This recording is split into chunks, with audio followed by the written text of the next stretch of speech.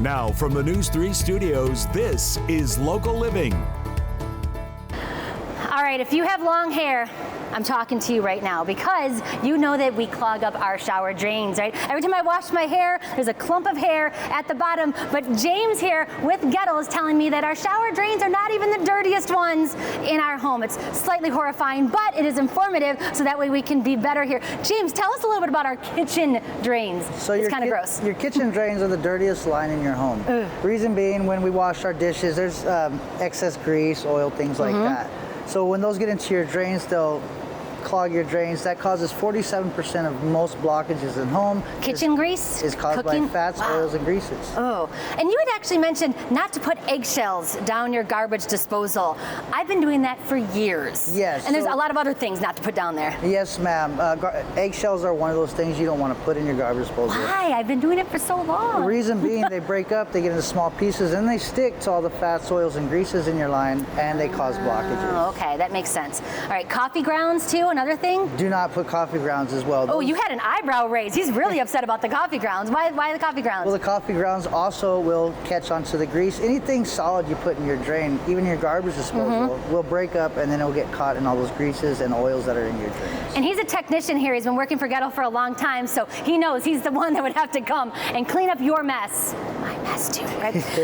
You said a lot of honey. Anything sticky, produce stickers, things like that? Yes, ma'am. I would definitely, only thing I would put in my drain is water and toilet paper, and that's about it. And that's, well, don't put toilet paper down your kitchen Not drain. in your kitchen. I gotta tell you, my mom one time, she peeled a whole pound of potatoes, put all the peelings into my garbage disposal. Guess what happened?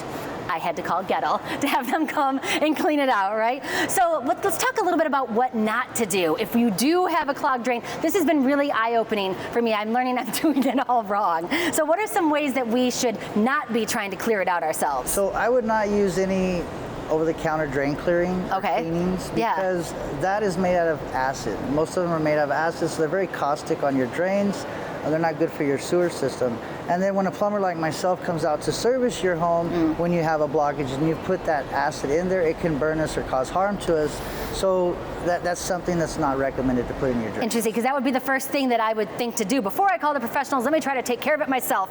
And you're saying I'm actually helping to corrode my pipes by doing that. It's caustic, so it's made of acid. So yes, it's not good for your sewer system. I learn so much every time I come to Goettl, that's right. And let's talk a little bit about the drain snakes. I mean, there's no acid there. Do they work?